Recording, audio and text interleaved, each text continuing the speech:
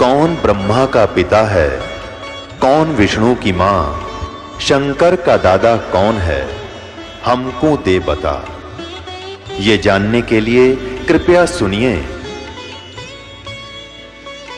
जगत गुरु तत्वदर्शी संत रामपाल जी महाराज के अमृत वचन सर्व पवित्र धर्मों के पवित्र शास्त्रों के आधार पर।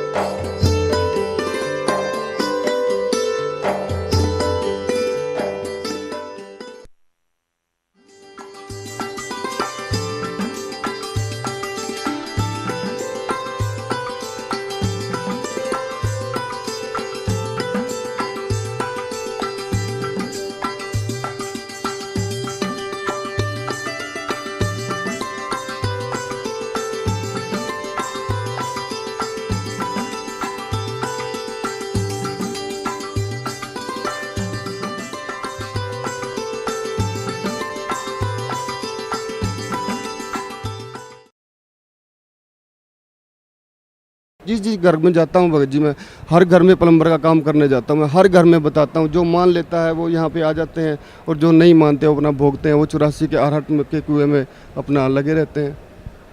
सर, परम संत सतगुरु रामपाल जी महाराज से नाम उपदेश लेने के बाद आपकी एक आध्यात्मिक खोज थी, वो पूरी हुई और आपको कई बार जीवनदान भी मिला। तो सर, भक्त समाज को आप क्या संदेश देना चाहते हैं? भगत जी ऐसा है, मैं भक्त समाज को और ख़ास करके मेरे माँ बाप जो अभी तक संत रामपाल जी सतगुरु देव रामपाल जी महाराज की शरण में नहीं आए हैं, खासकर मेरे माँ बाप और उसके बाद पूरे संसार को मैं यही संदेश देना चाहूँगा कि सतगुरु रामपाल जी महाराज पूर्ण ब्रह्म है, पूर्ण परमात्मा है। मैंने वेदों से मिलान कर करके हर एक श्लोक, मैं पढ़ा लिखा हूँ, मैंने संस्कृत पढ़ रखी है। बड़े भाई मेरे बीए कर रहे हैं, उन्होंने मेरे को संस्कृत पढ़ाई और संस्कृत में मैंने डिक्शनरी लेकर के हर एक श्लोक को मैच किया है। गीता जी के श्लोक झूठे पाए हैं और सतगुरु रामपाल जी महाराज के जो श्लोक हैं वो बिल्कुल 101% सच्चे हैं। मैंने बार बार उनका मिलान किया और मैं गांव में हर जगह पे दिखाता फिरता हूँ कि ये देखो हमारे गुरु जी के श्लोक जो बनाए हुए हैं, हर ग्रंथ के मिलान कर रहे हैं और बिल्कुल सच्चे हैं। और आप भी मान जाइए और आप संत रामपाल जी महाराज की शरण में आ जाइए। लेकिन कई भक्त मान लेते हैं और कई है नहीं मानते। जो मान लेते हैं वो आज यहाँ पे आए हुए हैं और जो नहीं मानते वो अपने घर पे हैं। भक्त जी, मेरी भक्तमती है अंजू देवी, जो आज यहाँ आश्रम में सत्संग में आई हुई है। जब मैंने नाम लिया तो मेरे परिवार के अंदर से किसी ने भी एक्सेप्ट नहीं किया। मेरे पिताजी और मेरी माताजी सभी के सभी ये कहने लगे कि हमारे परिवार का जो करैक्टर तुमने ख़राब कर दिया। आज तक हमारे परिवार में से किसी ने भी, दादे परदादों ने कोई गुरु नहीं बनाया और तूने गुरु का नाम लेकर के हमारा बिल्कुल ही काम ख़राब कर दिया। तू हमारे लायक नहीं है, घर से निकल जा, भला बुरा कहने लग गए। तो मैंने कहा ठीक है, मैं घर छोड़ने को तैयार हूँ, लेकिन मैं गुरु जी की शरण नहीं छोड़ूंगा। बार बार गुरु नहीं मिलते, माँ बाप बहन भाई सब मिल जाएंगे मेरे को, हर जन्म में मिल जाएंगे, ऐसा गुरु बहुत मुश्किल से मिलेगा। मैंने कहा मैं ठीक है, मैं आश्रम जा रहा हूँ, लेकिन मेरे को लिखित रूप में दे दो। कल को आप गुरु जी के ऊपर कोई वो लगाओ, आरोप लगाओ जा करके हमारा लड़का पाड़ दिया, ये कर दिया, ठीक है, ऐसा नहीं है। मेरे गुरु जी को भला बुरा नहीं बोलना है। आप लिख के दे दो कि हम इसको बेदखल कर रहे हैं, मैं पूर्ण रूप से आश्रम में चला जाऊँगा। तो क्या हुआ, वो नहीं माने, घर से निकाल दिया जी।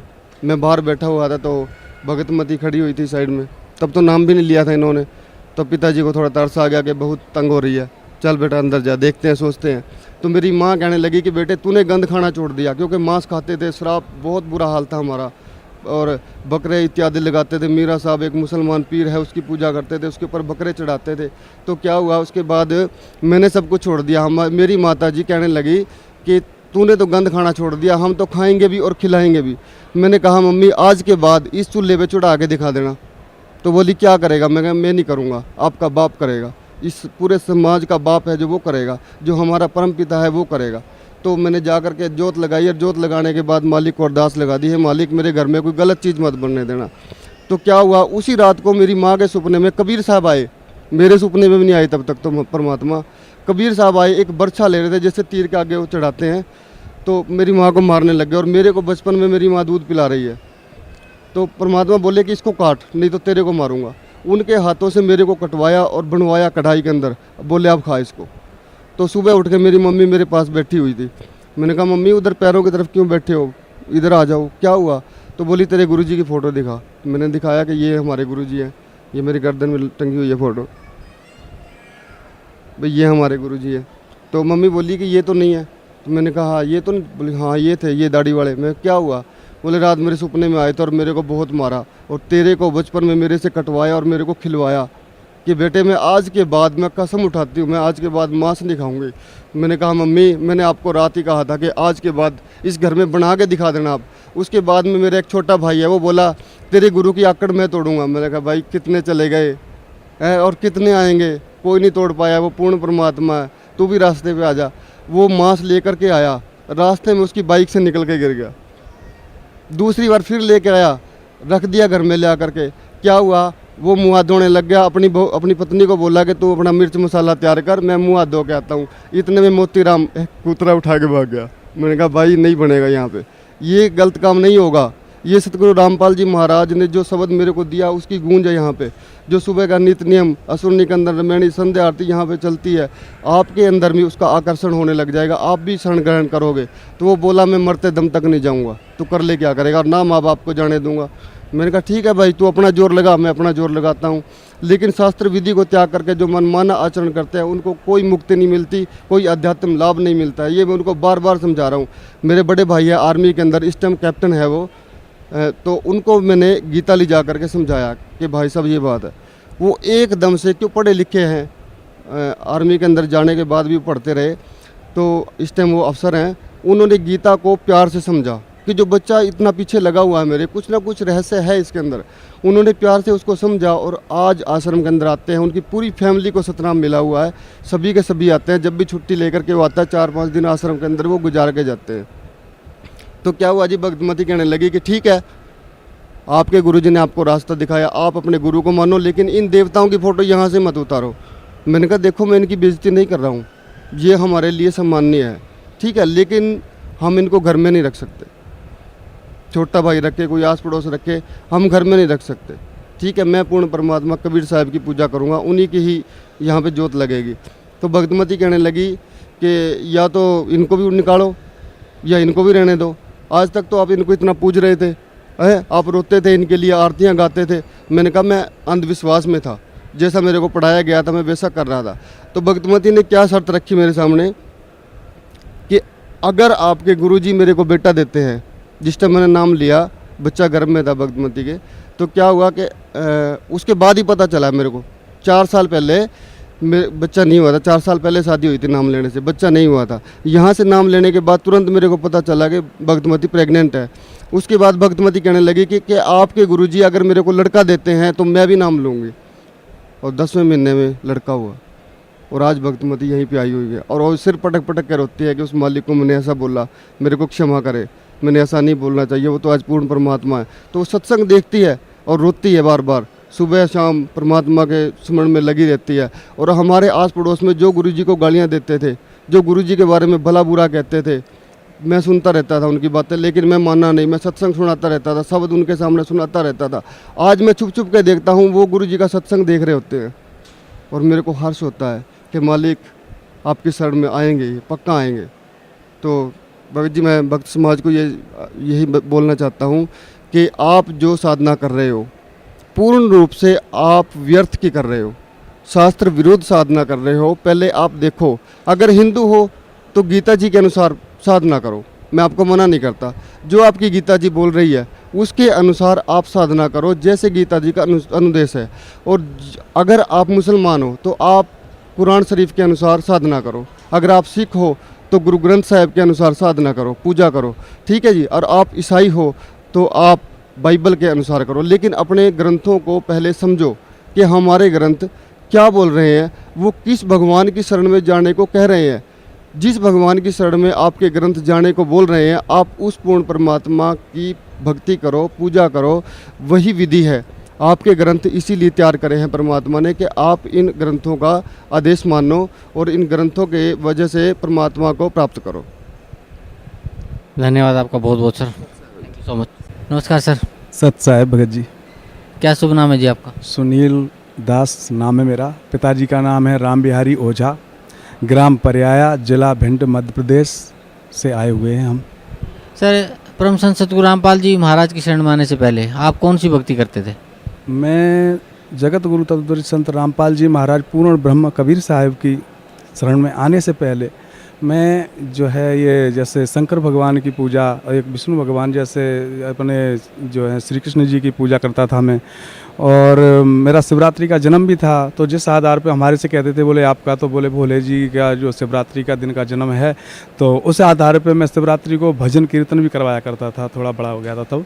और बहुत आस्था रखता था देवी देवताओं में। गांव के जैसे कोई भूमियाँ होते थे, गांव के कोई छोटे मोटे थान होते थे, वहाँ पे भी कोई गांव प्रसाद चढ़ाना।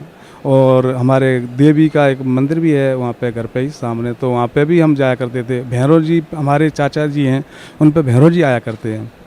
घर में कोई परेशानी परिस्थिति हुआ करती थी तो हम चाचा जी से पूछ लिया करते थे कि चाचा जी आप हमारे ऐसे क्यों हो रहा है, मैं जैसे कोई बीमार हो जाता, कोई डर जाता रात को, तो चाचा जी कहते कि बोले तुम्हारे क्या है कि कुछ काली रोटी हुई है, अपनी कुल देवी है जो कालिका, इसलिए थोड़ी परेशानी आ रही है, उसका कुछ करवाना पड़ेगा। तो मैं कहता था कि मैं करवाऊँ क्या, मैं तो इतना गरीब हूँ और अब करवाने के लिए आप कहते हो, और ये इनको देवताओं को पता नहीं लगता है क्या, मेरे पास जब पैसा आएंगे तभी तो मैं इनके लिए कुछ करवाऊँगा, ऐसे कैसे क्या करवा दूँ। फिर भी मैं इधर उधर से उधार सुधार, क्योंकि मेरे पिताजी में 6 साल का था जब भी ख़त्म हो गए थे, तो पूरा भार मेरे ऊपर ही हुआ था, चल रहा था। जो मैं भी 9 तक तो पढ़ा था, उसके बाद मेरे पढ़ाई के लिए भी पैसे नहीं थे, जो दुखी हो गए मैंने पढ़ाई भी छोड़ दी थी और मैं अहमदाबाद चला गया था, तो वहाँ पे रहने लग गया था। उसके पहले अहमदाबाद भी नहीं गया, उसके पहले भी क्या है कि जैसे गांव में अपने कोई काम मिल जाता था छोटा मोटा, कोई खेत काटने का, तो उसमें खेत कटवा के आता था, उससे गुजारा चलता था। फिर उसके बाद में हमारे एक गांव में कोई पंडित जी थे, उन्होंने कहा कि बोले एक काम करो, बोले तुम्हारे भिंड में जो है एक मास्टर जी रहते हैं शुक्ला जी, तो उनके यहाँ पे बोले तुम्हारे को नौकरी लगवा देता हूँ, तो 200 500 600 रुपये जो भी हैं घर पे मिलते रहेंगे, तुम्हारी नौकरी का खर्चा वो वहाँ पे जो रहोगे। तो वहाँ पे नौकरी मेरे को क्या बताएगी, बोले भैंस का गोबर है ना, इसको छत पे डालना है, सिर्फ इतना ऐसा ही काम करना है। तो मैं इतना गरीब था, मुझे क्या पता था कि मैं क्या कर रहा हूँ, और मेरे को वहाँ पे अपना पेट पालने के लिए भैंस का गोबर तक डालने पड़ गया। वो भी डाला, लेकिन कुछ ज्ञान नहीं था, चलता रहा आगे तक। मैं अहमदाबाद चला गया दुखी होके कि मैं ऐसे नहीं रह सकता यहाँ पे। फिर वहाँ रहने के बाद में भी मेरी शादी हो गई। शादी होने के बाद में मेरी मिसेस की तबीयत ख़राब हुई, जो बताया कि इनके जो है खून में जहर हो गया है। तो वो डॉक्टरों ने जब बताया तो मैंने कहा मैं क्या करूं, मेरे पास पैसे नहीं है। तो मैं ऐसे ही सरकारी हॉस्पिटल में ले गया, वहाँ पे जाके मेरे तो भी 35,000 रुपये लगभग खर्च हुए, पूरा खून चेंज हुआ। और हमारा 2 साल का बच्चा था, वो बच्चा भी उनको बीमार होने के पहले ही 2 दिन पहले हमारा बच्चा ख़त्म हो गया। तो और उसके बाद में ये बीमार हो गई, तो इसमें भी पैसा लग गया। तो मैं दुखी हो गया, वहाँ पे परेशान हो गया। मैं अहमदाबाद में मेरे को नहीं रहना है, अब यहाँ पे मेरा मन नहीं लगता, मेरे क्या हो रहा है समझ में नहीं आ रहा। मैं दुखी होता हूँ, मेरे घर में बीमारी हो जाती है, मैं बीमार हो जाता हूँ, बच्चे मर रहे हैं, मिसेस की तबीयत ख़राब हो गई, तो वहाँ से चला आया। फिर भी आस्था मेरी ख़त्म नहीं हुई इन भगवानों से। सर परम संत सतगुरु रामपाल जी महाराज की शरण में आप कैसे आए? फिर मैं मतलब इतना दुखी होने के बाद में जब परेशान हो गया, तो मैं मेरे भाई साहब के यहाँ गया मिलने के लिए अहमदाबाद। तो उनके जो है गुरु जी की वहाँ पे जो कैसेट चला रखी थी, मैं भी सुन रहा था। तो उसमें ब्रह्मा विष्णु महेश अजर अमर नहीं है, इसके बारे में कुछ कह रहे थे गुरु जी। और फिर मैंने कहा कि ये तो पता नहीं कैसा ज्ञान है, ऐसा तो हो ही नहीं सकता। फिर बाद में 2-1 दिन में रुका वहाँ पे, तो प्रमाण भी देख लिए मैंने। जब प्रमाण दिखाए तो मैंने कहा ज्ञान तो सही है, लेकिन फिर भी मन में शंका रही हमारे अंदर। और मैंने कहा ठीक है, मैंने कहा, वो बोले कि देखो ज्ञान अच्छा लगता है कि नहीं अच्छा लगता है, तुम इसको सुनो तो सही, सुनने में तो कोई बुराई नहीं। मैंने कहा सुनने में तो कोई बुराई नहीं है। सुनता रहा मैं, और बहस भी करता रहा उनसे कोई बातों के ऊपर। लेकिन फिर बाद में परमात्मा की दया हुई, वो आए, मेरी शादी थी बुआ जी के लड़के की, तो गांव में भी आया, भाई साहब भी आए। तो भात देने के लिए जाना था, वो बोले कि मैं गुरुजी के यहाँ पे जाऊंगा, तो तुम भात दे के आ जाना बुआ जी के यहाँ। मैंने कहा मैं भात देने के लिए जाऊंगा और आप वहाँ चल दिए बहाना करके। गुरुजी का अच्छा बहाना पकड़ रखा है आपने, और आप तो अपना पैसा बचा लिए, मेरा पैसा खर्च करवाने के लिए तैयार हो गए। मन में ऐसा आया, तो मैंने कहा मैं भी गुरुजी के चल देता हूँ। मैंने ऐसे ही कहा कि मेरे को भी चलो गुरुजी के, मैं भी चलूँगा, कोई दिक्कत नहीं। तो बोले ठीक है तुम्हारी इच्छा है, चलो, मैं कोई बुराई नहीं है चलने में, मैं तो तुम्हारे से ये नहीं कहता, कोई ज़बरदस्ती नहीं है, अपनी मम्मी से पूछ लो। मम्मी से पूछा तो मम्मी बोली कि बोले उन्होंने तो गुरु कर रखे हैं, तुम बोले यहाँ पे और कोई गुरु कर लेना, कोई ज़रूरत नहीं है। मैंने कहा नहीं मम्मी, मैं जाऊँगा इनके साथ में। तो मैं पूछा कितने पैसे लगेंगे, 500 रुपये बताए। मैं आया यहाँ पे, आके सत्संग सुना गुरु जी का, और मैंने नाम दान लिया। ये अपने उस टाइम पे कबीर जयंती थी, 2010 में उस दिन मैंने नाम लिया था यहाँ पे। तो नाम लेने के बाद में कैसेट का जो वो आता है यहाँ पे एक बॉक्स, तो उसको ले लिया मैंने, सेट को 160 रुपये का था, वो लेके चल दिया। यहाँ से खर्चा मेरा पूरा यहीं कर लिया मैंने। लौट के किराए का थोड़ा सा किराए का मात्र था जो दे दिया वहाँ पे भी। तो मेरे को यहाँ जिंद से बैठ के और मुरैना की टिकट ले ली मैंने, और ट्रेन में बैठ गया मैं। जो मुरैना उसका कोई स्टॉप नहीं था ट्रेन का, और जाना था उसको ग्वालियर। वहाँ पे किसी ने चेन खींच दी या किसी कारणवश वो गाड़ी रुक गई, कोई प्लेटफार्म पे नहीं, बीच में रुकी। वहाँ से हम उतर गए। हमने सोचा चलो मुरैना आ गया, उतर जाते हैं। उतरते ही हमारे को पुलिस वालों ने पकड़ लिया और अंदर ले गए। वहाँ पे बोले इनको जेल में डाल दो, इनको बोले चेन खींचिए, इन्होंने गलत किया है, कुछ भी हादसा हो सकता है। हमारे को खूब डांटा। मैंने कहा कि अगर बंदी छोड़ सतगुरु रामपाल जी महाराज कहते हैं कि हम बंदी छोड़ हैं, तो परमात्मा यहाँ पे मैं फंस गया आके। अब यहाँ पे मुझे कैसे भी करके निकाल दो। मैंने कोई उसमें अहंकार नहीं रखा। मैंने परमात्मा से अपने श्रद्धा अनुसार, मैंने परमात्मा से ऐसे अपने दिल से, परमात्मा मुझे अभी यहाँ से निकाल दो आप, मैं तो फंस गया यहाँ पे आके। और पैसे हज़ार रुपए सबसे मांग रहे हैं ये। तो पर वहाँ पे एक और किसी को पकड़ लिया पुलिस वालों ने, तो वो आया मेरे पास में, तो मैं उससे भी पैसे मांगने लगे कि बोले तू भी पैसे दे। तो मैंने वो बोला मेरे पास पैसे नहीं है। फिर वो थोड़ा हम दोनों एक साइड में हुए। तो मैंने कहा भाई साहब एक काम करो, आप दे दो, आप क्यों परेशान होते हो, हम तो हमारे पास तो पैसे ही नहीं है। बोले देखो पैसे तो मेरी जेब में पड़े हैं। 500 की गड्डी दिखाई उसने। तो मैंने कहा आप 500 की गड्डी रख रखे हो तो मेरे को भी 500 रुपये दे दो, थोड़ा बहुत करके मैं भी यहाँ से फ्री हो जाऊँ। 500 रुपये दे दिए। और मैंने उधर एक मैडम आ गई जब तक थाने में। मैडम से मैंने कहा मैडम एक काम करो, आप है ना मेरे को कैसे भी करो, मेरी गलती हो गई, मैंने कुछ भी नहीं करा है, विश्वास करो। मैडम ने बोला ठीक है कोई बात नहीं है, बोले दोबारा ऐसा मत करना। और 500 हमारे सबके पास में थे, उस सारे इकट्ठे करके, और 500 उससे ले लिए और वहाँ पे दे के हम फ्री हो गए। मैंने उससे ये कहा जो जिससे 500 रुपये लिए थे, नहीं आप ये 500 रुपये है ना मेरे को नंबर दे दो आपका, या घर का एड्रेस दे दो। तो उसने मेरे को फ़ोन नंबर दे दिया। बोले ये फ़ोन नंबर है, फ़ोन करके कभी भी मैं आ जाऊँगा, या तुम आ जाना, बता दूँगा एड्रेस, जब मेरे को पैसे दे देना। मैंने कहा ठीक है। मैं गांव चला गया। पर्स में मैंने संभाल के वो एड्रेस और नंबर रख लिया। रख के मैं चला गया गांव जाने के बाद मैं वापस लौट के जब जयपुर आना था, तो मैं रास्ते में सोचा कि चलो फ़ोन कर लेते हैं एक बार, तो रास्ते में मिल जाए तो वहाँ पैसे देते हुआ निकल जाऊँगा। तो फ़ोन वो देखा मैंने उसमें पर्स में, तो मेरे पास वो फ़ोन नंबर नहीं था। मैंने खूब दुखी हो लिया कि इसमें पैसे ही नहीं है, वो नंबर ही नहीं है, कहाँ गया नंबर। दुखी हो गया। चलो अब तो मैं आश्रम में जाऊँगा तो परमात्मा से ही प्रार्थना करूँगा, और मेरी तो कोई गलती इसमें है ही नहीं। तो ऐसे सोच के मैं आ गया। फिर यहाँ पे आके परमात्मा के जो है दान पेटी में मैंने 500 रुपये डाल दिए। परमात्मा, मैंने कहा ऐसी बात। परमात्मा बोले कोई बात नहीं बेटा, हंसते हुए निकल गए। मैंने कहा जय हो, बंदी छोड़ दी। सर, परम संत सतगुरु रामपाल जी महाराज से नाम उपदेश लेने के बाद आपको क्या लाभ मिला?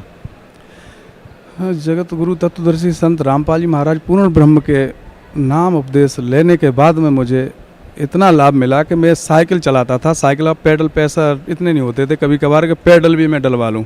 और मैं दुखी भी रहता था। काम खूब करता था, काम की कमी नहीं होती थी। अगर कोई ये भगत समाज अगर ये कहता है कि भाई काम करो, तो काम करने से अपने आप पैसा आ जाता है, तो उस टाइम पे मैं काम करता था। मेरे पास कारीगर भी खूब होते थे, 3-3 4-4 खूब होते थे, खर्चा चलने लायक। लेकिन मुझे उसमें कोई लाभ नहीं होता था। चलता रहा काफ़ी दिन तक। नाम लेने के बाद में मैं पहले बीमार पड़ गया। तो हमारे से लोग बाग कहने लग गए कि बोले तुम नाम लेके आए हो और आके बीमार पड़ गए हो, और तुम्हारे को टाइफाइड हो गया, और तुम एक काम करो, बोले कोई झाड़ा लगाता है वहाँ पे जाके झाड़ा लगवा के आओ। तो मैंने उससे ये कहा कि भाई ऐसा है, मेरे को झाड़ा नहीं लगवाना है, क्योंकि मेरे गुरुजी का आदेश है मैं झाड़ा नहीं लगवाऊंगा। बोले तुम मर जाओगे तो? मैंने कहा मैं मरना मंजूर है, लेकिन झाड़ा नहीं लगवाऊंगा, गुरुजी का आदेश है। तो मैंने झाड़ा नहीं लगवाया। फिर बोले तो दवाई ले आओ, तो मैं दवाई ले आऊँगा। मुझे कोई डॉक्टर बता दिया। मैं 150 रुपये की दवाई लाया, उससे मैं ठीक हो गया। 15 दिन तक बीमार था, लेकिन मैं दवाई लाया, ठीक हो गया। उसके बाद में मेरे धीरे धीरे जो है आमदनी बढ़ना शुरू हो गया। धीरे धीरे पैसा आने लग गया, टाइम से किराया देना शुरू हो गया मकानों का। फिर बाद में ऐसे ही हमारे साथ वालों ने कहा, बोले अब तो तुम ठीक ठाक कुछ लग रहा है, गाड़ी ले लो। मेरे पास पैसे नहीं, फिर भी कहने लग गए, बोले गाड़ी ले लो गाड़ी। तो मैंने ऐसी प्रार्थना कर ली गुरुजी से। मैंने गुरुजी मैं गाड़ी लेना चाहता हूँ, कोई पुरानी गाड़ी लेना चाहता हूँ। तो गुरुजी ने कह दिया बेटा कोई बात नहीं है, ज्योति करवा देना और ले लो। तो मैंने बस वहाँ पे गया, पुरानी गाड़ी देख भी ली और बात भी हो गई 20,000 में। लेकिन वो गाड़ी जिसको मैं साथ ले गया, मैं गाड़ी में कुछ जानता ही नहीं, साइकिल चलाने वाला, क्या जाने गाड़ी में। तो वहाँ पे जैसे ही ले जाके दूसरे को ले गया, वो उसने मना कर दिया, बोले ये गाड़ी सही नहीं है, इसको मत लो। मैं लौट आया, मैंने कहा बाद में ले लेंगे, कोई दिक्कत नहीं है। ऐसे ही फिर बात चल गई दूसरे तीसरे दिन। तो बोले नई ले लो। तो मैंने कहा नहीं, फिर कैसे किस्तों का हिसाब नहीं बैठेगा, ये वो है। मैं ज़बरदस्ती किस्तों में मैंने गाड़ी ले ली और अब गाड़ी लेने के बाद में धीरे धीरे मेरे ऐसे परमात्मा की दया हुई। मेरे मिसेस के 3 महीने का पेट में बच्चा आया, जबकि डॉक्टरों ने भी मना कर दिया था, बोले अब कोई बच्चा करने की उम्मीद मत रखना, और अब है ना आपके 2 बच्ची हैं, यही बहुत है। मैंने भी ये यहाँ जब आ गया, मुझे ज्ञान हो गया परमात्मा का, तो मैं भी जब आता तो दंडवत प्रणाम करता, परमात्मा से कहता परमात्मा मुझे अब किसी की आस नहीं है, मुझे कुछ नहीं चाहिए सिवाय भक्ति के, और बच्चा मुझे नहीं चाहिए। लेकिन हमारी भक्तमती के अंदर ऐसा था कि वो लड़का होना चाहिए, तो वो यहाँ पे आके कई कबार प्रार्थना कर लेती थी, मतलब दंडवत करती थी जब। तो मैंने तो ये क्या परमात्मा से प्रार्थना की, परमात्मा अगर आप देते भी हो, आप तो दयालु हो परमात्मा, आप अगर ये प्रार्थना करेगी तो आप परमात्मा बड़े दयालु हो, अगर आप दे भी दो तो आप ऐसा भगत ही देना, अगर कोई हमारे अगर भगत नहीं हो, हमारे घर में आने लायक नहीं हो, तो मुझे कुछ नहीं चाहिए, बिल्कुल ही मत देना, अगर भगत हो तो ही देना। परमात्मा ने बच्चा दिया, लड़का हुआ। लड़का तो जब पेट में था उस टाइम पे क्या हुआ, डॉक्टर के पास लेके गए हॉस्पिटल में, नया हॉस्पिटल है नाड़ी के फाटक पे, तो वहाँ पे उसने कह दिया कि बोले इनके जो है ये सर्जरी करनी पड़ेगी और आपकी जो बच्चादानी है ख़राब है। मैंने कहा कि भाई कितना पैसा होगा, 20,000 का खर्चा बता दिया। हम लौट के वापस चले गए, दूसरे डॉक्टर के पास पहुँचे, वहाँ पर उनसे बातचीत की, मैंने कहा ऐसी ऐसी बात है। उन्होंने ये कहा कि भाई दवाइयाँ हम दे देंगे, बाकी देखो परमात्मा जाने। मैंने कहा आप दवाइयाँ दे दो, मेरे पास पैसा है नहीं। उन दवाइयों को हमने जब चालू करा तो उन दवाइयों से धीरे धीरे आराम मिल गया, और कोई ऐसा जब उन्होंने कहा बोले 8 महीने पे आपके 2-4 बार प्रॉब्लम हो चुकी है, तो आप है ना इस पे बहुत ध्यान रखना है, बेड रेस्ट कराना है। मैंने कहा ठीक है। बेड रेस्ट हम कहाँ कराते, मजदूर आदमी, और फिर भी मतलब चलता रहा। और जैसे ही मतलब उनका जो टाइम आने वाला हुआ तो मैडम ने कहा कि बोले एक काम करते हैं, आप है ना ये बच्चा का एक बार सोनोग्राफी करवा लेते हैं, कैसा है कैसा नहीं उसके बारे में पता लग जाएगा, अगर कोई आगे प्रॉब्लम होगा तो हम उस तरीके से तैयारी करेंगे ऑपरेशन की, तो पहले सोनोग्राफी करवाते हैं। मैंने कहा ठीक है सोनोग्राफी करवा लो आप। सोनोग्राफी करवा के आए तो मेरे को बताया बोले बच्चा उल्टा है ये, और उल्टा बच्चा है। तो मैंने कहा सीधा हो जाएगा, देखो परमात्मा करेंगे। तो नहीं, बोले ऐसा है देखो हो भी जाता है नहीं भी होता है, ऐसी कोई बात नहीं है, हमें तैयारी रखनी पड़ेगी। मैंने ठीक है तो रखो आप। फिर 15 दिन के बाद में फिर उन्होंने कहा बोले एक बार फिर ऐसा लग रहा है अगर आपके पास पैसे हों तो आप एक बार सोनोग्राफी और करवा लो एक बार, मेरे कहने से। तो मैंने कहा मेरी कोई दिक्कत नहीं है, मैं करवा लूँगा दोबारा से, मैंने करने वाले तो परमात्मा है। दोबारा लेके गया, मैं सोनोग्राफी करवा के लाया तो उसमें बच्चा सीधा था, देखा उनको दिया तो मैडम हंसने लग गई, बोले इतना मतलब बच्चा बड़ा हो गया था, जो सीधा होना मुश्किल हो रहा था ये सीधा हो गया बच्चा। मैंने कहा तो परमात्मा की दया है। डिलीवरी का टाइम आया जिस टाइम पे, तो डिलीवरी जब ऊपर हो रही थी उस टाइम पे उनका जैसे ऊपर टाइम पीरियड पूरा हुआ और इधर मेरा मतलब परमात्मा से मैंने प्रार्थना करना शुरू कर दिया, परमात्मा बंदी छोड़ो आप दया करना। और ऐसी ऐसी डॉक्टरों ने कई बीमारियां बता रखी हैं, बोले कुछ भी हो सकता है, तो आप ही परमात्मा, जो कुछ हो आप ही हो। और मैं माला करने लग गया पहले मंत्र वाली। और थोड़ी देर बाद में वहाँ से वो आई, मतलब जो नर्स होती है कि बोले आपके लड़का हुआ है। तो मैं परमात्मा की तुरंत वहीं पर लेट के दंडवत प्रणाम की और बाहर आके बस उन्होंने कपड़े वगैरह मांगे, दे दिवा दिए मैंने।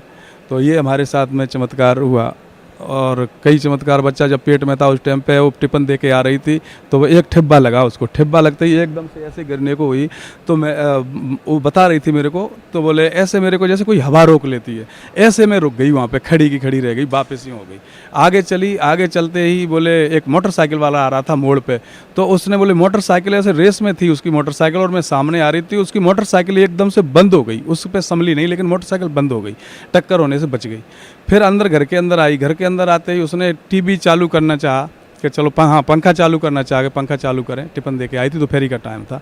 तो पंखा जैसे ही चालू करा तो एकदम से टीवी के अंदर पता नहीं क्या एकदम, तो एक तो खटके में से लाइट निकली और करंट निकला, जो एकदम से डर गई, सैंप सी गई। और टीवी में जाके एकदम से भड़ामदी से आवाज़ आई, टीवी खराब हो गई।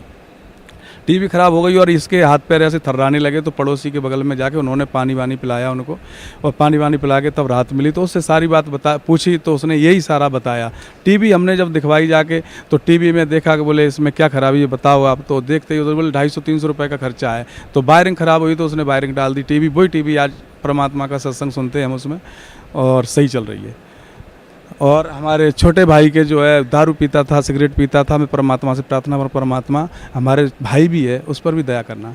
तो परमात्मा ने उस पर दया की। तो वो बोला कि मेरे को तो पैसे अगर दे सकते हैं आपके गुरुजी तो तो मैं चल सकता हूँ आपके गुरुजी के, मुझे तो पैसा चाहिए कहीं पर भी मिले। मैंने कहा देख पैसा तो देंगे परमात्मा, सब कुछ देते हैं, तो पैसा तेरे लिए कोई बड़ी बात नहीं है, लेकिन पैसा नहीं, वहाँ तो मुक्ति चाहिए, मुक्ति मांग। तो और भक्तों से मैंने कहा, मेरा भाई मेरे से तो खिलाफ रहता था, औरों से कहा, मैंने कहा आप लोग समझाओ इसको, अगर ये समझ जाए तो। उन लोगों ने भी समझाया, और भी भगत मिले उन्होंने भी समझाया। तो समझ आके फिर बाद में उसके मन में आ गया कि चलो चलते हैं। तो बीड़ी पीते हुए पूरी ट्रेन आया, यहाँ पे आने के बाद में उसने बीड़ी फेंक दी, बोले देखते हैं नामदान लेते हैं क्या होता है। नामदान लेने के बाद में उसकी आत्मा खुश हो गई कि परमात्मा के तो सच्चे नाम है, ये तो जाप करना चाहिए। फिर जाप करे, और महीने 2 महीने तक, 1 महीने तक तो उसका चला कि मैं पैसे वाला बनूँ, पैसे। फिर 1 महीने बाद परमात्मा ने उसको ऐसा काम दे दिया कि उस काम के अंदर उसने जो एक हीरो गाड़ी थी, उस गाड़ी को बेच के उसने एक प्लेटिना गाड़ी पुरानी ली, उसके बाद में उसने एक प्लॉट लिया। और परमात्मा ने उसके ऊपर ऐसी दया कर दी कि आज 2 दिन हुए लड़का हो गया उसके भी। अभी 2 दिन पहले ही मेरे पास अभी यहीं आश्रम में ही फ़ोन आया था कि लड़का हुआ है, तो उसके भी लड़का हो गया, मेरे भी लड़का हो गया, जो भी कोई उम्मीद नहीं थी। और परमात्मा ने बहुत दया कर रखी है कि मैं मतलब कहाँ बताऊँ, जहाँ पर भी मतलब मुझे कहीं पर भी अगर ऐसा लगता है ना कि मेरा कोई काम बिगड़ता हुआ होता है, या मुझे कोई पैसे नहीं होते मेरे पास, कोई भी प्रॉब्लम होता है, तो ऐसे हो जाता है जैसे मैंने पहले से कर रखा है। एंड टाइम पे तुरंत काम मेरा हो जाता है, हर पल होता है। जब भी मतलब मेरे को दिक्कत होती है तो उस टाइम पे एनी टाइम मेरा काम हो जाता है। मैं दुखी होता रहता हूँ और परमात्मा मेरा टाइम पे काम कर देते हैं। सर, भक्त समाज को क्या संदेश देना चाहते हैं आप? भक्त समाज से मैं यही संदेश देना चाहता हूँ कि सतगुरु रामपाल जी महाराज जगत गुरु तत्व संत हैं, ये पूर्ण ब्रह्म हैं, कबीर साहब हैं, इन्होंने पूरे प्रमाण दे दिए। मैं वेदों में, गीता जी में 4 वेद, 18 पुराण, 6 शास्त्र, गीता जी और कुरान, बाइबल मतलब, और कबीर सागर में से, सब में से पूरे प्रमाण दे दिए उन्होंने कि हम ही अलग अला हैं, कुतुब और पीर, गरीबदास खालक धनी, हमारा नाम कबीर। ये सत्य पुरुष हैं, पूर्ण परमात्मा हैं, और ये वास्तव में आ चुके हैं। और ये तो दर्शन दे देते हैं। हमारी छोटी बच्ची है, 6-7 साल की बच्ची है, 2-3 दिन पहले बता रही थी, बोले हम सत्संग मतलब माला करके, और खाट पे जैसे ही वो आई तो बच्चों के साथ खेलते खेलते ही ऐसे ही माला करके बैठ गई। बैठते ही 7-8 9 8:30 बजे का टाइम होगा शाम का, और कबीर परमात्मा के रूप में एकदम परमात्मा आए और उसको दर्शन दे के और वो चले गए। तुरंत मेरे पास वो गई, वो दौड़ के बोले पापा पापा, बोले मेरे को तो परमात्मा ने अभी दर्शन दिए थे। मैंने कहा कैसे दिए थे दर्शन? बोले पहले तो इतने छोटे से दर्शन दिए मेरे को, और एकदम से बड़े हो गए और मेरे साथ ऐसे कर रखा था उन्होंने, परमात्मा ने, और ऐसे करके और हंस रहे थे, बोले मेरे तरफ परमात्मा। तो मैंने कहा और क्या देखा तूने? क्योंकि मेरी भी इच्छा हुई कि और कुछ बताए। तो मैंने कहा और क्या देखा? बोले परमात्मा के कपड़े जो है ना वो चमकदार, ऐसे कपड़े चमकदार थे, एकदम ऐसे चमक रहे थे। मैंने कहा यहाँ कुछ चमकने जैसा दिख रहा हो तो बता। बोले यहाँ तो मेरे को ऐसे कुछ चमक जैसा कुछ दिख नहीं रहा, मतलब बहुत चमक थी, मैं क्या बताऊं। तो मैंने कहा चलो ठीक है। मैंने और भक्तों को भी बताया परमात्मा के दर्शन हुए। भक्त बोले कि तो ये झूठ बोल ही नहीं सकती, परमात्मा तो सबको दर्शन देते हैं। और हमारा भक्त समाज से यही कहना है कि परमात्मा की शरण में आ जाएं और अपना कल्याण कराएं। और कुछ जो मंडलेश्वर बैठे हुए हैं, संत हैं जो हैं, इन लोगों के लिए मैं थोड़ा सा कहना चाहूँगा कि इनका तो जो इस टाइम पे ऐसा सिस्टम हो रहा है जैसे कि मटका होता है, और ये मटके की तरह हैं। हम संत क्या, हम भी सभी मटके की तरह हैं। और उसके 1 किलो का मटका हो, उसके अंदर 1 किलो चना डाल दो, और उसके अंदर अगर पानी डाल दिया जाए और उसको ढक्कन बंद कर दो तो मटका फूट जाएगा। तो परमात्मा का ये ज्ञान ऐसा है कि ये मटका अपने खुद ही क्यों फोड़वाना चाहते हो, और परमात्मा तो फोड़ेंगे ही, लेकिन आप भक्त समाज को जो है कैसे भी करके सबको ये कह दो कि भाई मेरे पास कुछ है नहीं, और जो कुछ है सतलोक आश्रम बरवाला में है। तो मैं तो ये प्रार्थना करता हूँ इन संतों से कि सच्चाई कह दो। कब तक छुपा के रखोगे? और ये सच्चाई कहनी पड़ेगी, नहीं कहोगे तो भक्त समाज सामने खड़ा हो जाएगा, फिर उनको जवाब देते नहीं बनेगा। इसलिए मैं इन लोगों से तो ये कहना चाहूँगा। बाकी और भक्त समाज है, इन भक्त समाजों से ये कहना चाहूँगा कि देखो परमात्मा आ चुके हैं। बार बार मैं कहता हूँ कि परमात्मा है, क्योंकि मुझे हर बार परमात्मा ने सहयोग दिया है, हर बार मुझे परमात्मा ने कहीं ना कहीं एक्सीडेंट होने से बचा दिया। एक बार भक्त समाज से मेरी यही प्रार्थना है कि सतलोक आश्रम बरवाड़ा हरियाणा हिसार में आकर अपना कल्याण करवाएं, क्योंकि यहाँ पूर्ण परमात्मा सत्य कबीर साहब बैठे हुए हैं और ये इंतजार कर रहे हैं परमात्मा भक्त समाज का, और आए कल्याण करवाएं। मैं इतना ही कहना चाहूँगा। सत साहेब। धन्यवाद आपका बहुत बहुत। सत साहिब, अभी आपने परमात्मा से प्राप्त राहत उन श्रद्धालुओं के मुख कमल से सुनी। पुण्यात्माओं, आप अभी अध्यात्म मार्ग के अंदर बिल्कुल बच्चे हो। जिसमें आप इस ज्ञान से परिपूर्ण हो जाओगे, उसमें आपको जो भी आप कोठी, बंगले, कार, बैंक बैलेंस और यहाँ की जो संपत्ति एकत्रित करने में जो समय व्यर्थ करते हो, ये ऐसा लगेगा जैसे बालक, छोटे छोटे बच्चे खिलौनों से खेला करते हैं। जिस प्रकार परमात्मा अपनी वाणी में कहते हैं, होले सुहागण सुरता त्यारे, मालिक घर जाना है हेतु तो। होले सुहागण सुरता त्यारे, मालिक घर जाना है। नाले धोले ओढ़ पैर लेकर 16 श्रृंगार, नाले धोले ओढ़ पैर लेकर 16 श्रृंगार।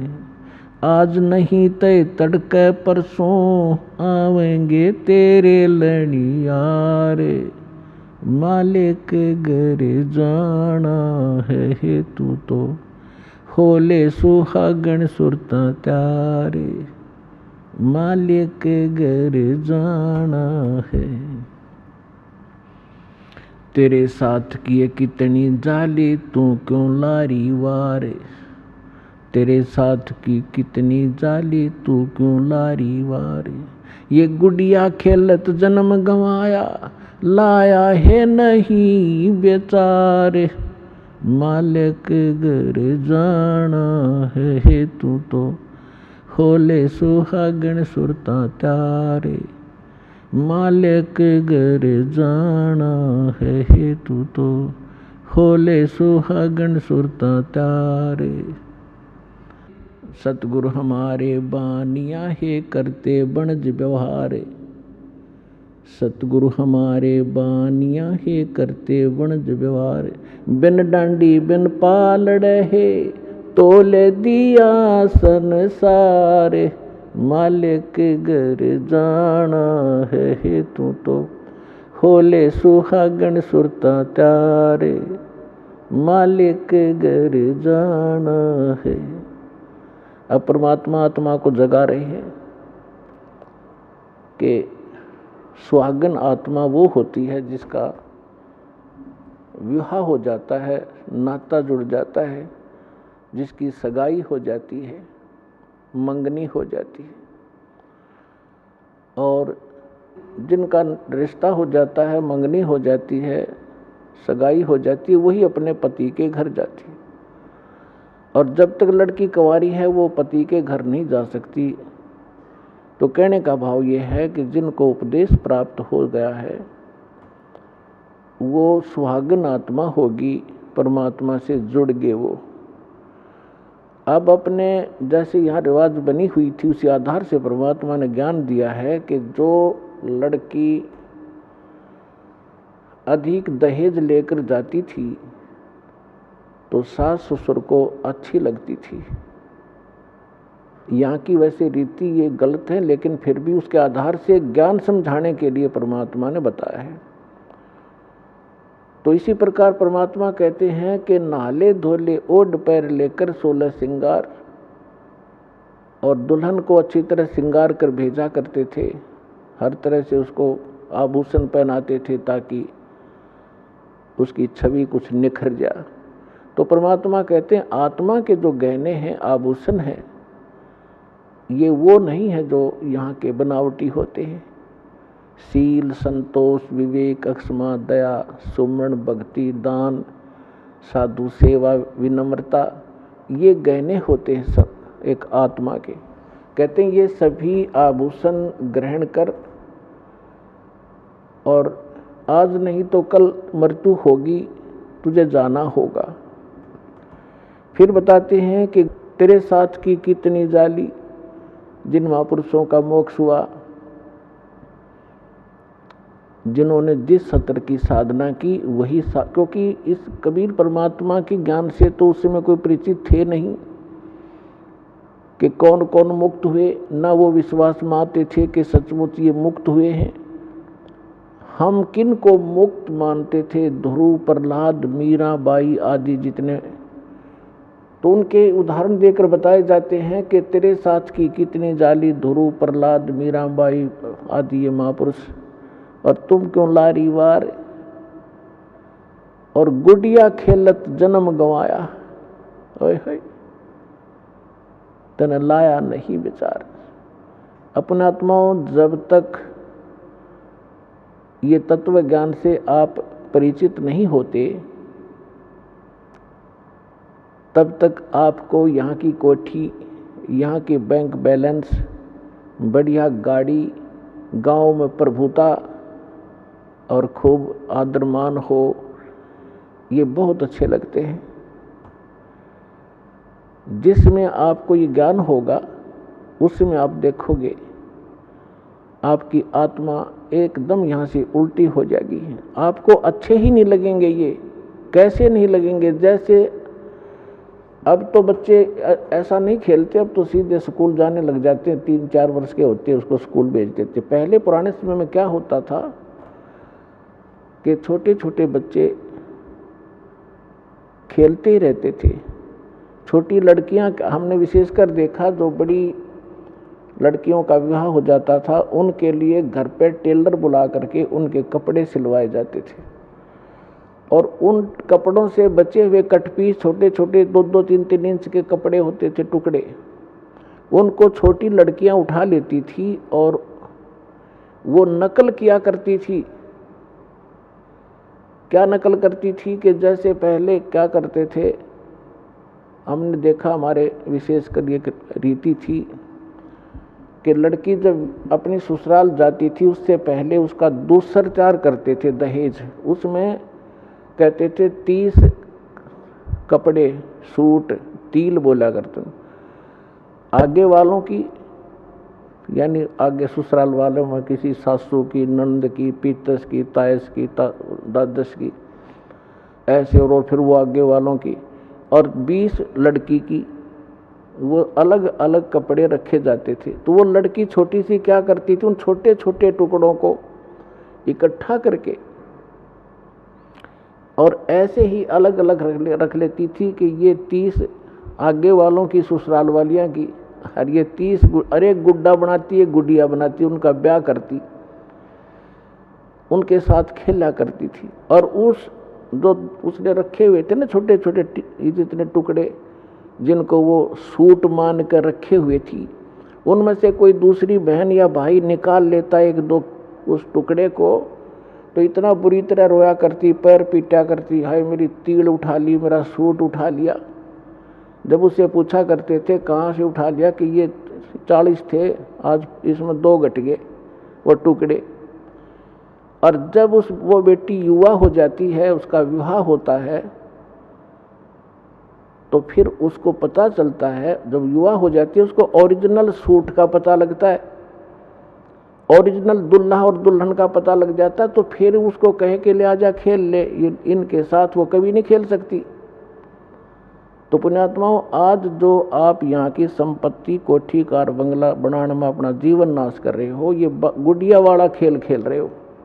और जिस समय आपकी ये मैच्योर हो जाएगी, आपकी बुद्धि, आपके विचार परमात्मा के अध्यात्म ज्ञान से, फिर आपको कोई कहेगा ना ये कोठी बना ले, बंगला बना ले, आज एक प्लाट दिवाऊँ, नोगा बस भाई, अब तो सतलोक में प्लाट खरीद देंगे, यहाँ तो बतेरे खरीद लिए। कहते कोट जन्म तन भर मत होगे, कुछ ना हाथ लगा रे, कुकर सुकर खरबया बोरे, कौआ हंस बुगारे। कोटि जन्म तू राजा की, ना मिटी न मन की आशा, भिक्षुक होकर दर दर घूम्या, मिला न निर्गुण रासा। इंद्र कुबेर ईश की पदवी, ब्रह्मा वरुण धर्मराया, विष्णुनाथ केलपुर को जाकर फिर भी वापस आया। असंग जन्म तन मरता होगे, जीवित क्यों न मरे, 12 मद महल मुठ बोरे, बहुर न दे धरे। दोजक बहिष्ट सभी ते देखे राजपाट के रसिया, तीन लोक से तिरपत नाही ये मन भोगी खसिया। सतगुरु मिले तो इच्छा मेटे पद मिल पदे समाना, चल हंसा उस लोक पुठाऊं जो आदि अमर अस्थाना। चार मुक्ति जहाँ चंपी करती माया होरी दासी, दास गरीब अभय पद पर से वो मिले राम अविनाशी। जिन महापुरुषों को परमात्मा मिले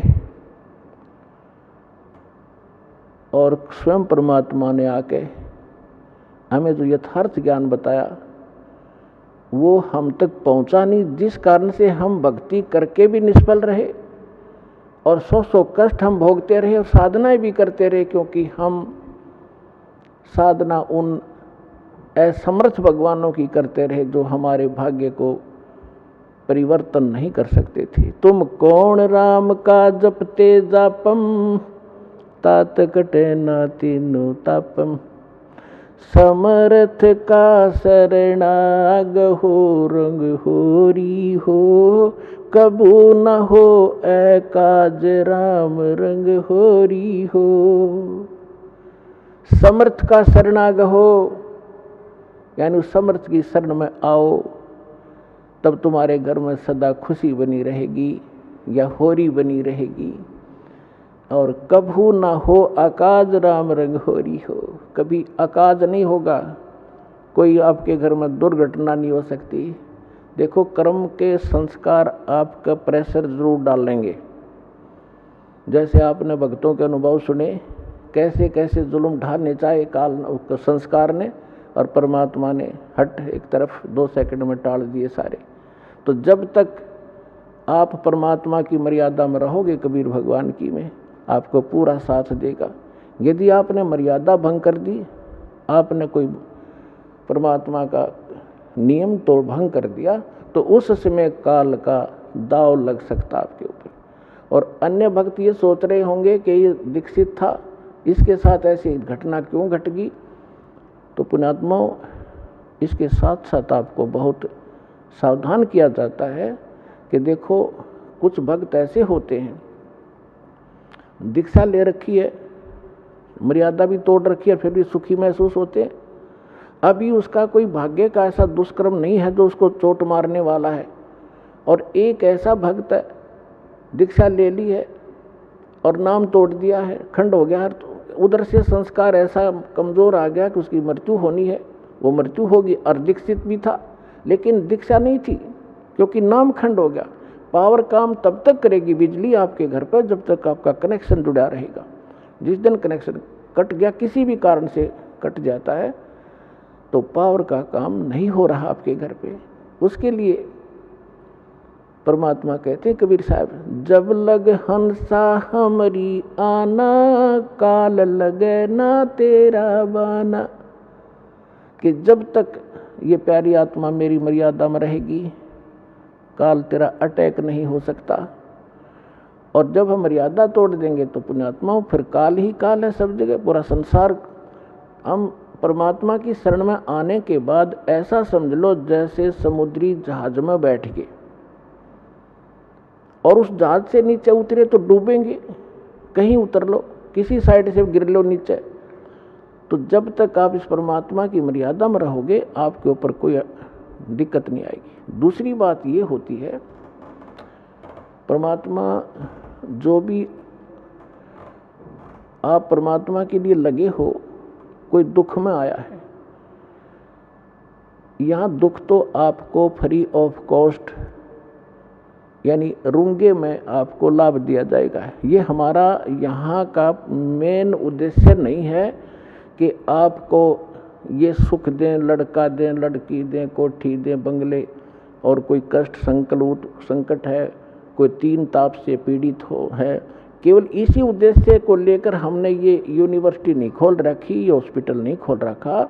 हमारा मूल उद्देश्य है जन्म और मृत्यु के दीर्घ रोग का नाश करने का, ये मूल काम है। इसके साथ साथ हम जो आपको यहाँ की जो और दुख हैं तो वो पहले निवारण किए जाते ताकि आपकी आस्था बढ़े भगवान में। और उसके बिना आप भगवान को पहचान नहीं सकते। अब जैसे कोई ऐसे जादू जंत्र करता था, सिद्धियां दिखाता था, तो धर्मदास जी कह रहे थे कि भगवान वो ऐसा संत है, ऐसे चमत्कार करता है। परमात्मा बोले वो संत नहीं जो चमत्कार करता है, वो महामूर्ख व्यक्ति है। और फिर उसी समय परमात्मा ने कहा कि वो संत नहीं जिसे चमत्कार भी ना हो। ये पुण्यात्मा, एक तो चमत्कार करना ये तो महामूर्ख व्यक्ति के काम है, क्योंकि उसने केवल सिद्धियां ही इकट्ठी कर रखी हैं जो उसके लिए भी घातक हैं और अन्य के लिए भी वो घातक है, क्योंकि उस पर आश्रित हो गया कि वो बड़ा महंत और संत होगा। और फिर कहा कि वो संत ने जिसे चमत्कार ना हो, संत चमत्कार नहीं करता, आप होया करे, उसके पास इतनी समर्थ शक्ति होती है, उसका उद्देश्य चमत्कार करने का नहीं होता, उद्धार करने का होता है। और वो सुख वैसे ही होते हैं जिनको लोग चमत्कार मानते हैं, या तो बिना गिनती के होंगे आपके घर पे, क्योंकि यह समर्थ शक्ति का साथ रहेगा आपके साथ। तो क्या बताते हैं, तो परमात्मा हमें याद दिलाते हैं कि जब तक आप हमारी मर्यादा में रहोगे, आपको यहाँ के सारे सुख भी देंगे जिनको आप सुख मानते हो। अब पुण्यात्माओं, जो 3 ताप के कष्ट भी आपके कहीं नहीं कटे। यहाँ पर आप भक्तों के अनुभव सुनते हो, सब जगह चले गए थे, किसी में प्रेत था, किसी में जिन था, किसी पर कोई देव था, किसी के ऊपर कोई पीर तंग करता था, किसी में भैरव कूदता था, सब जगह जा चुके थे, लेकिन यहाँ आके सुख हुआ। हम ये उद्देश्य नहीं रखते कि ये सुख दें, ये ताप होंगे आपको, ये तो पहले होंगे, क्योंकि जब तक आपके पैर में कांटा लगा है तो कांटा निकालना हमारा उद्देश्य है, क्योंकि कांटा लगे पैर में जूता पहना नहीं जा सकता। अब जैसे आप पहले हम सुनते थे, किसी भी संत के पास दुखी जाता था तो पहले तो अपने जंतर मंत्र बताता, ये कर दो, वो बोल दो, 5 कपड़े रख दो, ऐसे श्राद्ध निकाल दो, ऐसा दान कर दो, मैं तुम्हारा मंत्र जाप करूंगा। जब कुछ नहीं होता था, लास्ट में ये कहते थे कि ये तो आपके भाग्य में लिखा हुआ है, आपके प्रारब्ध का कष्ट है, ये तो भोगना ही पड़ेगा। और फिर भी कहता था, ले राम नाम का जाप करते ही रहना। पुण्यात्माओं, जैसे किसी के पैर में कांटा लगा हो और वो किसी के पास जाता है, वो कहता है, कोशिश करता, उसके पास औजार नहीं है, उस कांटे को निकाल दे, और वो कहे कि कांटा तो निकल नहीं रहा, ये तो लगा ही रहेगा क्योंकि गहरा चला गया है, अब ले जूता पहन ले, आगे कांटा नहीं लगेगा। तो कांटा लगे पैर में जूता नहीं टिक सकता, पहले कांटा निकले और फिर उसको सलाह दी जा कि फिर जूता मत निकाल देना, नहीं तो ये पीड़ा फिर आ जाएगी आपके ऊपर। तो फिर वो व्यक्ति उस पीड़ा से परिचित है और फिर वो कभी जूता उस मार्ग में निकाल लेगा। तो पुण्यात्माओं, जो दुखी व्यक्ति यहाँ आते हैं सौभाग्य है उनका, जो सुख में आते हैं उनका भी सौभाग्य है, लेकिन जो दुख में आते हैं वो ज़्यादा स्थिर होंगे, क्योंकि सुख तो होगा ही होगा। ये तो सुखदायी भगवान है, समर्थ परमात्मा है, सुख का सागर है, ये दुख नहीं देता, और सुख इतना देगा बहुत गना आपको। और फिर थोड़ा सा यहाँ गाइडलाइन इसलिए दी जाती है क्योंकि आप मार ना खा जाओ भक्ति मार्ग में, इस मार्ग पर टिका रहना कठिन है। उसके लिए आपको ये फाउल पॉइंट बताए जाते हैं और साथ में गाइडलाइन दी जाती हैं जो आपके इस भक्ति मार्ग में सहयोगी होंगे। कुछ भक्त हमारे अन्य दुखियों को लाते हैं अपने पड़ोस से, रिश्तेदारों को समझा बुझा के, चलो वहाँ ठीक हो जाओगे, चलो वहाँ ठीक हो जाओगे, जाते सुख हो जाएगा, स्वस्थ हो जाओगे।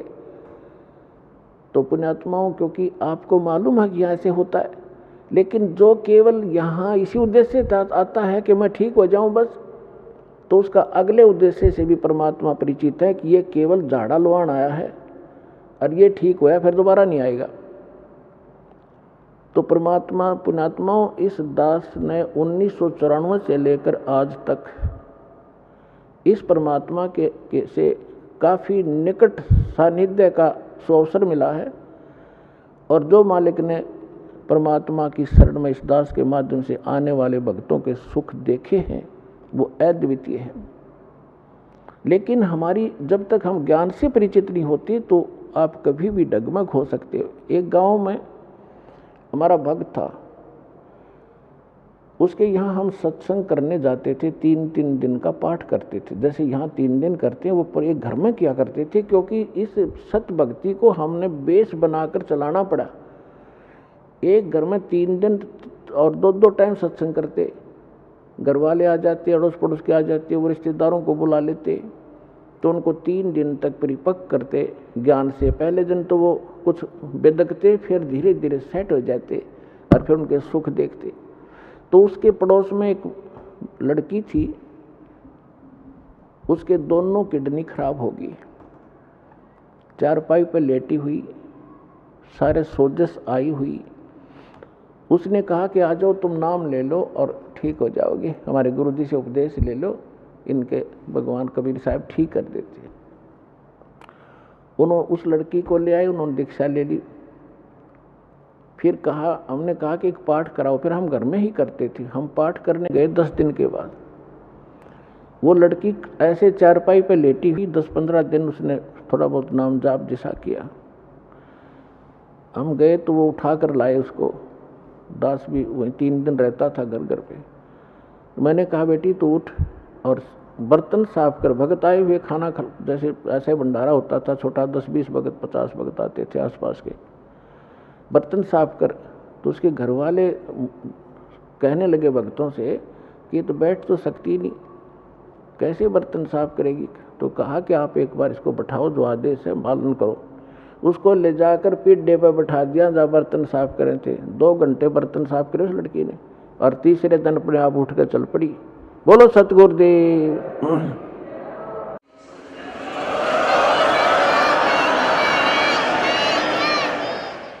तो उसको क्या हुआ, कति स्वस्थ होगी, शादी होगी, और फिर नाम छोड़ दिया, आना बंद कर गए। 10 साल हो गए उन बातों को।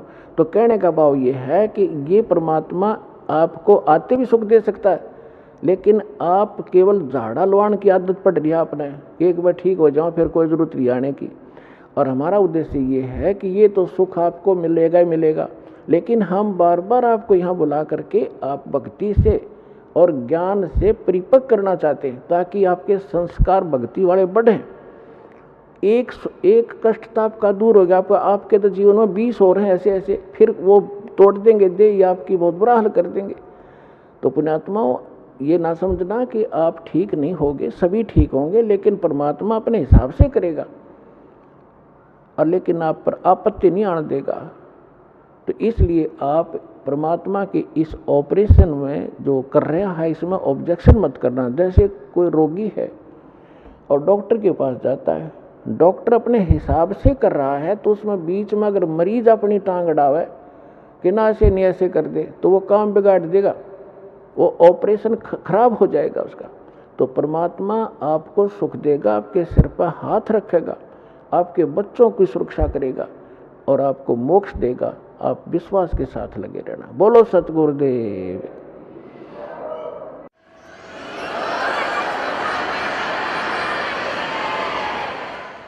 धीरे धीरे रे मना, धीरे सब कुछ हो, माली सींचे सो घड़ा, ऋतु आए फल हो। अभी तक तो आपने बबूल बो रखी थी, सब ने गलत साधना शास्त्र विधि ताक कर मनमानी साधना करते थे।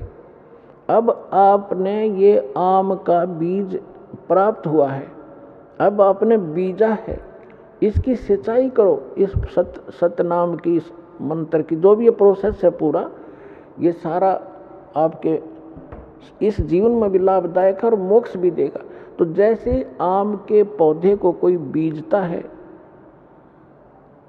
और उसकी सिंचाई शुरू करता है, कहते माली उसके अंदर सैकड़ों घड़े जल के डालता रहता है जब तक वो बड़ा नहीं होता, और जब वो बड़ा हो जाता है, पेड़ बन जाता है, फिर देखना उसके फल कैसे लदपद हो जाएंगे। आप भी खाओगे, अड़ोसी पड़ोसी भी तोड़ ले जाएंगे, अचार बनाओगे और पका के खाओगे और फिर भी समाप्त नहीं होंगे। तो ये आम का यानी सत भक्ति रूपी पौधा आपने इब बोया है, इसमें थोड़ा समय देना भगवान को, अगले दिन फल तोड़ने की चेष्टा ना करना, लेकिन ये समर्थ है, कुछ सहयोग आपको वैसे अपने कोटे से देना शुरू कर देगा। समर्थ है ये, अपने भी कोटे से आपको राहत देगा। नहीं आपके संस्कार अच्छे नहीं थे, अच्छे होते तो अब यहाँ दुखी नहीं होते। तो आपको परमात्मा पहले अपने कोटे से राहत देना शुरू करेगा, फिर आपकी भक्ति रूपी पौधे को पेड़ बनाने के लिए ये साधन बताए जाते हैं। दान करो, 5 यज्ञ करो, यहाँ आओ। यहाँ आपको किस लिए बुलाया जाता है? आप देखते हो आपको यहाँ एक मेहमान की तरह रखा जाता है। आपके भाई बहन जो पहले से लगे हुए हैं आपके लिए भोजन तैयार करते हैं, आपके लिए मैट बिछाते हैं, सारी सुविधा करते हैं, ताकि आप परमात्मा के बच्चे हो और आप इस परमात्मा को पहचाने। यहाँ आओगे, कहते हैं संत मिलन को चालियो तज माया अभिमान, जो जो कदम आगे रखे ओ हे यज्ञ समान। कोई कहीं से भी आता है और वहाँ से चलने से पहले आप 100 प्रकार की व्यवस्था करते हो, 2-3 दिन पहले एडजस्टमेंट करना शुरू करते हो, तो वहीं से आपकी लगन और आपकी आस्था भगवान में के गुड अकाउंट में लिखी जाना शुरू हो जाती है। और फिर यहाँ आते हो, एक ये करने में लाखों रुपए लगा करते थे वो राजा लोग, और आपको क्या बताया है कि संत मिलन को चालियो। इस विश्व में पुण्यात्मा संत नहीं कोई, इस दास के अतिरिक्त। अभिमान ना समझना, ये मालिक का कुत्ता है और उसने ये संत बना दिया। और संत में वो गुण होते हैं जो भगवान ने बता रखे हैं। संत मिलन को चालियो तज माया अभिमान, और जो जो कदम आगे रखे ओ हे यज्ञ समान। कोई कितनी ऊंची पोस्ट हो और कितना समृद्ध हो धन से, जिस प्रकार आदमी बच्चा रोगी डॉक्टर के पास जाता है, उसको पता लग जाता है तेरे दीर्घ रोग है, असाध्य रोग है, तो वो जाते ही डॉक्टर जो भी उसको आदेश देता है, इंजेक्शन लाऊंगा लगा दो जी, जांच कराओ वहाँ जाओ, अच्छा जी, लेट जाओ, लेट गया जी, कपड़े उतार दो, चेक करूँगा, लो जी। तो कोई अभिमान नहीं रखता, चाहे कितना बड़ा पद हुआ, उसको उसमें पद दिखाई नहीं देता, उसने अपनी जान दिखाई देती है। तो यहाँ जब आप इस परमात्मा के लिए चलो, एक बालक बन के, एक अधीन, एक रोगी समझ के, वैसे तो आपको ज्ञान हो जाएगा धीरे धीरे जीव की औकात क्या है। अब फुला फिरा बकवाद करे, 2 मिनट में पैरालिसिस हो जावे, बांगा मुंह हो जा, मुंह मक्खी निकले और बड़े इसके अंदर, मुंह बंद भी नहीं कर सकता। तो जीव की औकात का यहाँ पता लगता है इस ज्ञान से, हम क्या हैं, कितना सामर्थ्य है। हम समर्थ की भक्ति करके वहाँ चले जाएंगे जहाँ कोई कष्ट नहीं होता। तो यहाँ कहते हैं संत मिलन को चालियो तज माया अभिमान, और जो जो कदम आगे रखे ओ हे यज्ञ समान। और फिर उस आधार, उस भाव से जब आप यहाँ आओगे दर्शनार्थ, तो जितने भी कदम वहाँ से लेकर यहाँ तक आपके बने, प्रत्येक आपकी एक यज्ञ के तुल्य पुण्यदायक होगा आपको। और फिर यहाँ पर 5 यज्ञ करवाई जाती हैं। प्रथम एक यज्ञ है धर्म की, आपका जो पैसा दान आता है, यहाँ भंडारे खुले चलते हैं, कहीं शेड लगाया जाता है, पंखे लाए जाते हैं, आपके लिए सारी व्यवस्था होती है। तो जैसा कि आप पुराणों में पढ़ा करते थे, शिव पुराण, विष्णु पुराण में आपको बताया है कि श्राद्धों के विषय में एक जानकारी दी है कि यदि कोई योगी को भोजन करा दिया जाए, योगी ये नहीं होता जो पेट का पानी लाकर दिखा दो ऊपर न पैर करके खड़े हो जाए, नहीं। योगी माने परमात्मा से मिलने की जो चेष्टा सद्भक्ति कर रहा है, साधक, सत्य साधक को योगी कहते हैं, भक्त।